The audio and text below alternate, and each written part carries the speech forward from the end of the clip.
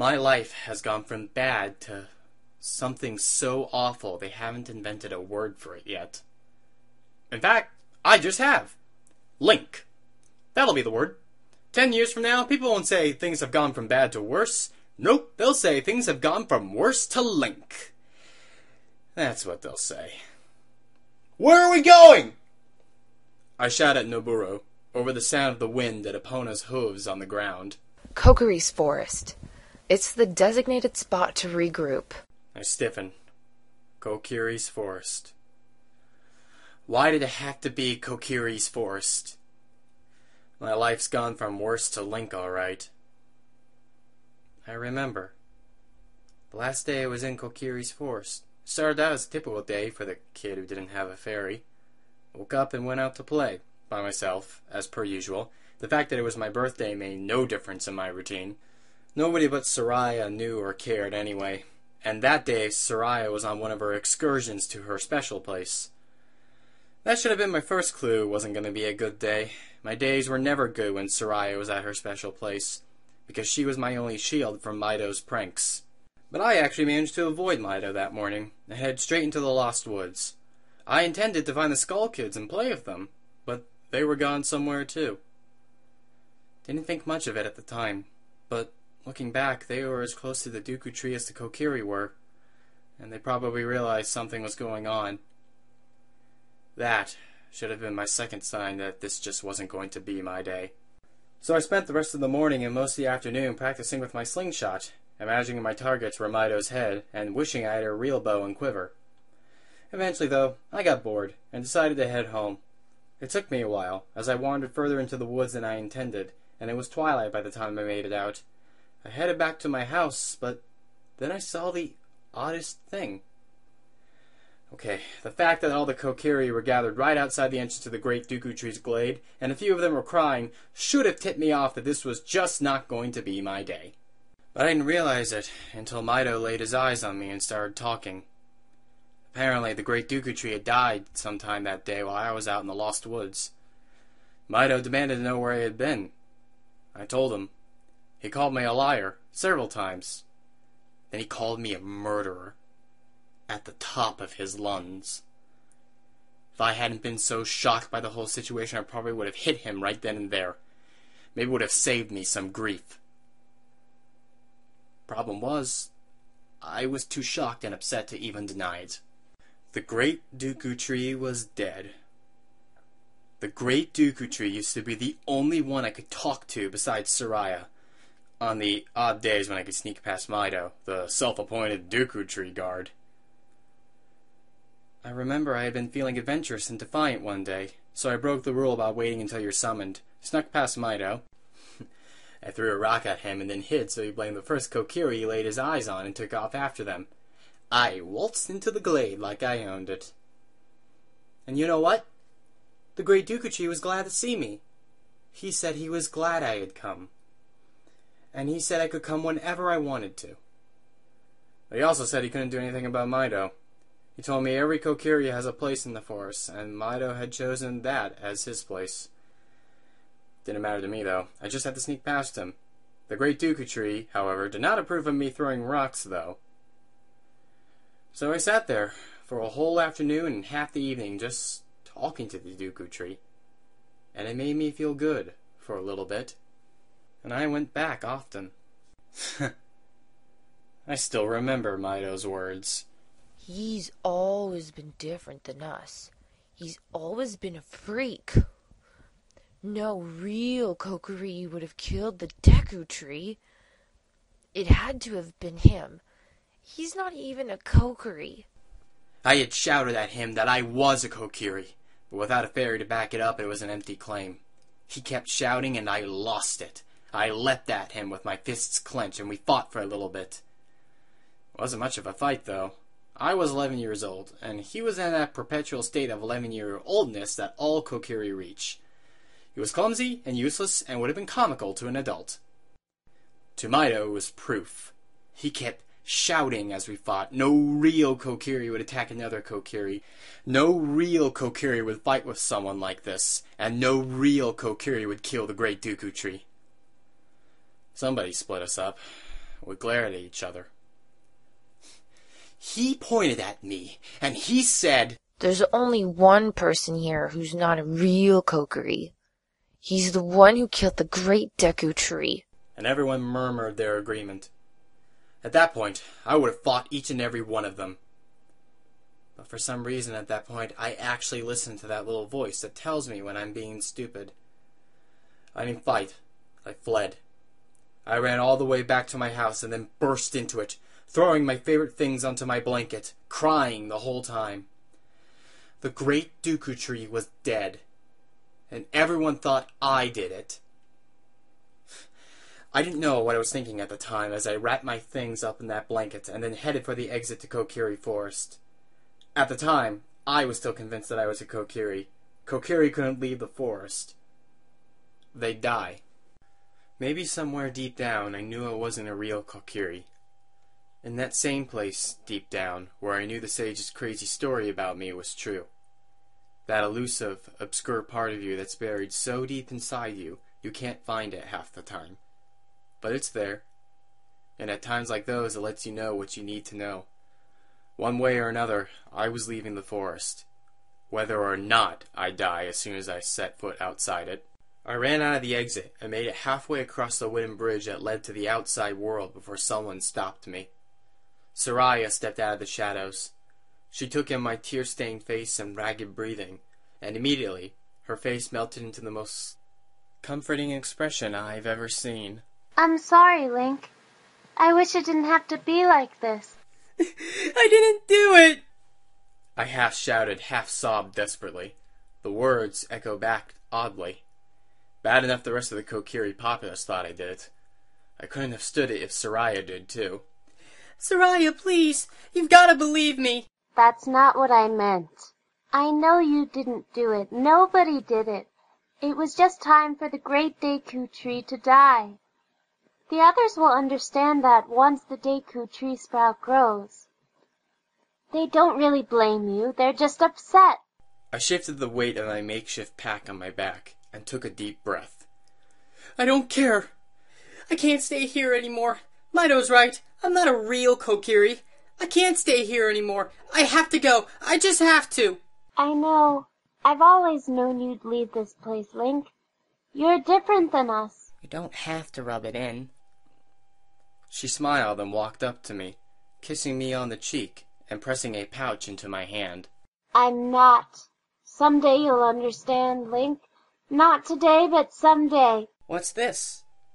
I asked, staring in confusion at the pouch. "Your birthday present. It's a magic pouch. You can put anything in it, no matter how big, and keep as many things as you want in it." I opened it up and looked in. Hey, there's something in here. It was my first ocarina. It wasn't anywhere near as nice as the Ocarina of Time, but, it was still nice. "Think of me when you play it, so you never forget." And then she started to cry. I dropped everything but the ocarina and threw my arms around her neck, hugging her fiercely. Afterwards, I shoved my whole blanket full of things into the pouch and tied it to my waist. A mumbled thank you is the only goodbye I could manage without losing my nerve. Then I turned around and ran out of the Kokiri Forest. And I told myself I'd never go back. Not willingly. And yet, rising up out of the night's inky blackness is the very same exit I ran out of a little over 6 years ago. "Nabooru, stop!" She ignores me. "Nabooru, stop!" I struggle to break from her grip. Unluckily for me, I haven't slept at all tonight, and I've been losing blood steadily. "We can't take Epona in there! Kokiri's force can do funny things to people and animals who aren't supposed to be there!" Epona knows this. She stops just outside the entrance and refuses to go any further. I breathe a sigh of relief as Nabooru and I dismount. Well, Nabooru dismounts. I just kind of fall out of my saddle. Shaking her head, Nabooru offers me a hand up. I refuse it and get up on my own, albeit unsteadily. She gives me an approving look. I raise an eyebrow at the look, then turn to Epona, stroking her muzzle gently. "Take care of yourself, girl. I'll call you when I need you, okay?" Epona whinnies her agreement. I give her a good-natured slap on the rump. She trots off and around the corner, out of sight. I watch her go, and fight the loneliness I suddenly feel. Do we really have to go in there? I ask Nabooru, unable to make myself turn around and look at the entrance to Kokiri Forest. Stalfos in your closet, kid? They can't go away until you open the doors and let them out. I don't move. Come on, kid. We can't stay out here. Darklink will be looking for you. You'll be safe in the Kokiri's forest for now, until we find out what happened to the others. Besides, your arm needs to be looked at and stitched up. She grabs me by the shoulders and shoves me forward for that first reluctant step. I hold my breath and step over the edge and into Kokiri Forest. By the time we've crossed the bridge and stepped into the little village, the Kokiri know we're here. Travelers are a rare sight in Kokiri Forest, mostly due to the dangerousness of coming here if you haven't been invited. I'm fine because the great Dooku Tree himself took me in. I assume Nabooru is fine because she's a sage. Either way, we're in Kokiri's forest, we're new, we're grown-ups, and we're suddenly surrounded by a bunch of hyperactive midgets dressed in green. Sweet, merciful Din, was I ever that short? As I look around at the Kokiri, recognizing each and every one of their faces. There's the twins, the know-it-all brothers. Pharaoh, even the kid from the shop is out here. Wait, what was I saying? Oh, right. I'm struck by a sudden realization, in the form of their lack of realization. They don't recognize me. They don't know who I am. I don't understand. It's not like I look much different. Bigger, yeah, but I still got the blonde hair, the blue eyes, the long ears. It's not like I've changed the way I look. I blink suddenly. Maybe they don't recognize me because they're not expecting me to be big. Oh, of course! Kokiri don't grow up! They couldn't really know that I did. I realize, in sudden panic, that one of the know-it-all brothers is asking Nabooru if she's ever seen a kid named Link out in the rest of the world. Nabooru grins at him. As a matter of fact, I have. He's got a job at the archery shop in Castletown. Or did the last time we saw him. Right, Nabooru? I look at her pleadingly. She sighs and rolls her eyes. Whatever. So, he's alive? What? Oh, yeah, something like that. I sigh and start wading through the Kokiri. I'm so tired. I just went to sleep. We're not going to your house. We've got to go to the forest temple. Just follow... I know the way. Soraya's special place. I know where it is. We finally manage to disentangle ourselves from the excited Kokiri and head towards the Lost Woods. Much to the dismay of the Kokiri, who are shouting warnings at us about getting lost forever and turning into a style child. I won't get lost. I know the Lost Woods like the back of my hand. We're about halfway to Soraya's special place when the twins pass us, smiling and giggling and waving as they go. They always did take a morbid pleasure out of people turning into style childs. But I'm more concerned with why they were in here. They were going to go see Mido. I sigh. What? You lost? Hardly. It's just... Never mind. Nothing important. I'm bigger than him now. We continue on our way without another word. Until we arrive at the turn we have to take to get to the sacred meadow, waiting there by the pool of water is Mido. As soon as he sees us, his eyes widen and he leaps over to run over and stand in front of the turn. I sigh. What is it with him and guarding stuff? I walk up to him.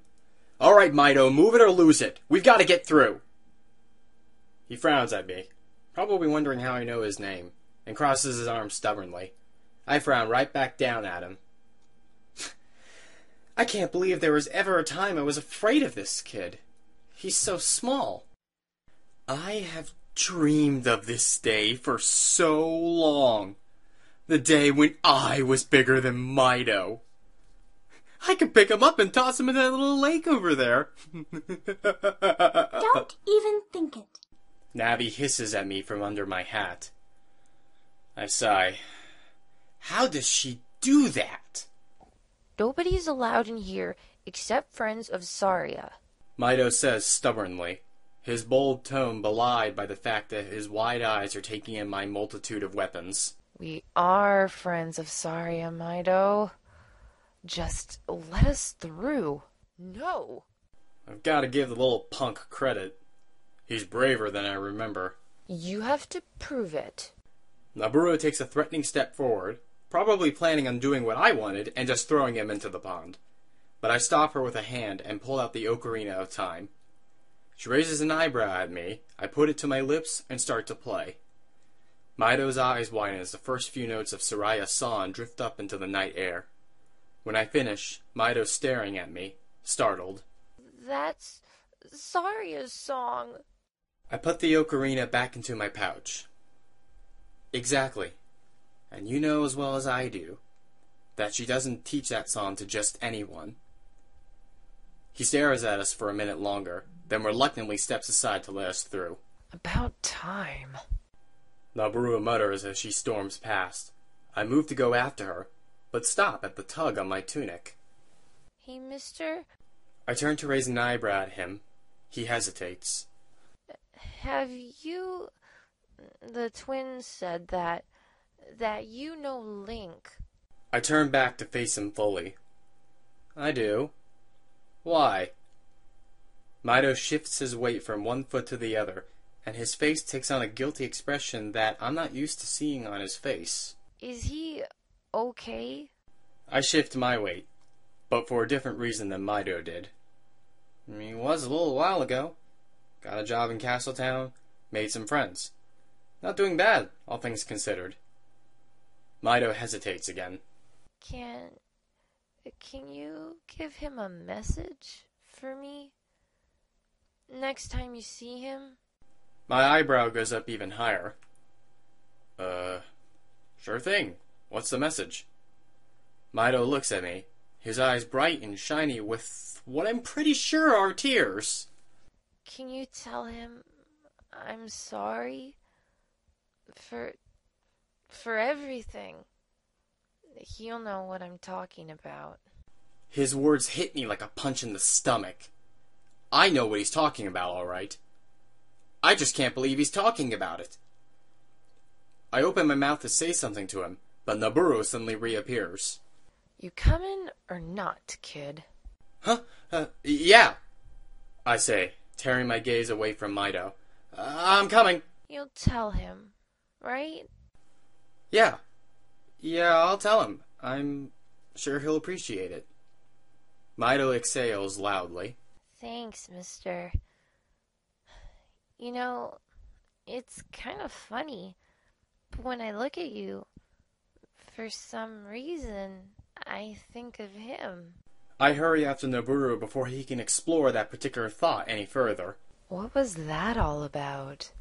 Nabooru asks when I catch up. I kick out a rock unfortunate enough to get in my way. He apologized. I can't believe he apologized. And he meant it. I tried to say more, to explain it a bit better, but a wave of dizziness suddenly rushes over me and I stumble, the strength bleeding from my legs. The night's finally catching up to me. It's just too much to handle. Darklink, Malon, Bruiser, Mido. I've lost too much blood. I faint. It's still dark when I regain consciousness. It takes me a minute to get my bearings and take stock of my situation. I'm wrapped up in a warm blanket and laying on the ground underneath the broken ledge of what was once the entrance to the forest temple. I'm in Soraya's special place. My arm is bandaged tightly, and upon closer inspection, it's also stitched up. There are 3 other lumps in the darkness. Upon closer inspection, these turn out to be Nabooru, Zelda, and Impa. The others are nowhere to be seen. They must not have made it out. Zelda's face is barely visible in the moonlight that manages to filter down into the lost woods. I watch her sleep for a while and wonder about what Malon said to me. But the Hero of Time business isn't the only thing Bruiser told me about you. Well, what else could Bruiser have told her? Navi said the sages told me everything. Not that I really believe it. I know Zelda's hiding something. Maybe that's what Bruiser told Malon. I should have asked. I'd love to know the crazy princess's deep, dark secret. I shake my head and start towards the exit of the special place. I don't really think I should be staring that hard at other girls when I've got a girlfriend myself. Malon got jealous when I told her about the Gerudos. I'd love to see her face if she saw me watching Zelda sleep. Where are we going? Just for a walk. I need to think. Go back to sleep. She disappears again. That's the best thing about Navi. She'll do whatever I tell her when she's sleepy. Maybe I should start drugging her. With that oh-so-entertaining thought in my mind, I continue my walk. I told Navi I wanted to think, but I don't really. My mind's such a jumble right now, there's not much sense coming out of it. So I just walk, losing myself in the memories of lost woods. This was my home for so long. 11 years. Or maybe only 10. Or 9. How old was I, anyway, when I was taken in by the great Dooku tree? Was I a newborn? 1? 2? Maybe even 3? Can you remember things that happened when you were 3? I don't remember anything before the Kokiri Forest. Navi said something about a war. I think I remember hearing some stories about it. The Sheikah and the Gorons on one side of it, the Zoros and the Gerudos on the other, and the Hylians torn right down the middle. Everybody fighting everyone else. Double-crossing, backstabbing, and civil unrest. It wasn't a happy time if the stories are all accurate. Eventually, the King of Hyrule, which was Zelda's father, I guess, somehow managed to bring about a peace. At least with everyone but the Gerudos. The Gerudos supposedly retreated back into their desert. I wonder how much Ganondorf had to do with that war. He was the king of the Gerudos, wasn't he? The sages will remember the war. Well, most of them. Soraya, Zelda, and Ruto wouldn't, but the others might. I frowned at that thought. Did Darunia and Impa ever fight against Nabooru? Did they even hate each other? They would almost had to. But they're such good friends. Well, that's interesting. I've somehow wound up on the bridge that leads out of Kokiri Forest. I move to the middle of the bridge and slide down to sit on the cool wooden planks. I pull out my ocarina and fit it to my lips, closing my eyes as the first few notes of the Song of Time drift up on the night air. Funny. Ever since the first time I went to my temple, the Temple of Time, I realize now, I've heard this song. I never really knew it had a name. My mind drifts back to thoughts of the war that happened before I can remember. Maybe that's where I should start looking. Nobody can tell me who I am or where I come from, but maybe I can find out. I know my mother was least alive during the war, and she knew about the Great Dooku Tree. She knew I'd be safe here. Maybe if I can find out something about what made her come here, I'll find out who and what I am. Maybe. What are you doing here? I blink and stop my playing, turning my head to see who's talking. Mido stands at the outer edge of the bridge, a blanket stuffed with his things over his back. I pull the ocarina away from my lips. I needed to get away from my friends for a while. What are you doing here? I eye the makeshift bag over his back. Going camping? I'm leaving. He says, stealing his nerve and starting past me. I casually stretch out my leg and put it in his way. Why? Why would you want to leave the forest? You're safe here. There are things going on in the world that a kid like you couldn't handle. Saria's out there. I have to go find her. They said that she was in trouble. They? The girl, the princess, and that other scary woman. Zelda and Impa. Yes, and I have to go now. I have to go find Saria. And how are you planning on doing that, Mido? You've never been outside the Kokiri Forest. You'll get lost as soon as you round that corner out there. I'll find Link. He'll help me. He knows his way. I shake my head at him. Well, that's amazing faith for someone who was so mean to him while he was here. Mido winces. That won't matter. Not if Saria's in trouble. Link and Saria were friends. He'll help me. He jumps over my leg and continues on his way. I get to my feet and shove my ocarina into my pocket. Mido, if you leave the forest, you'll die. You know that. You know you can't leave. This is foolish. Kokiri can't live away from the Dooku tree. Link didn't die. You said so yourself. You said he's doing fine. If Link can survive, then so can I. He's as much a Kokiri as I am. Those are 8 words I never in my life would have thought would have come from Mido's mouth. I stare at him, too surprised and shocked to even register that he's moving hurriedly towards the exit. He thinks I'm a Kokiri. He honestly thinks I'm a Kokiri. And he's gonna get himself killed because of it. Mido, wait! I cry, leaping after him. He bolts for the exit, but my legs are longer. He's almost there when I grab the back of his little green tunic and pick him up, raising him up to eye level with me and turning him around. Link survived because he's not a Kokiri. Mido glares at me. How do you know? Link is a Kokiri, even if he didn't have a fairy. He's one of us. No. I'm not. I say slowly, surprised at how much admitting it still hurts. It always does. Mido stares at me in confusion for a moment, then his eyes slowly widen as realization sinks in. Link? I set him back on the ground and sink into a sitting position with a sigh. That's my name. Don't wear it out. Mido casts a frightened gaze out at the world he almost walked into, then walks over to sit across from me on the bridge. So you're not really a Kokiri? Nope. What are you? I shrug. Wish I knew. I wonder if he'll rub it in. 6 years ago he would have, but he seems to have changed a fair bit since then. I wait to see what he'll say. I bet you're something cool. I blink and turn to look at him. What? Something cool. Like a Gerudo, or a Sheikah, or something neat like that. Or a cross between a Goron and a Zora, I say with a crooked grin. He makes a face at me. You're ugly enough. But you know what? I don't think he meant it. I'd rest my chin on my knees. So they really said Soraya didn't make it out? I ask, feeling deflated at the thought. Mido nods, concern flashing over his tiny features. What's going on, Link? Out in the world. Why is Soraya in trouble? Why is Soraya ever in trouble? She's trying to protect me. From what? What could hurt you? You're so big now. I smile slightly.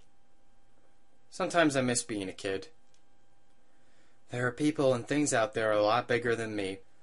I point at the bandage on my arm, peeking through under my torn tunic.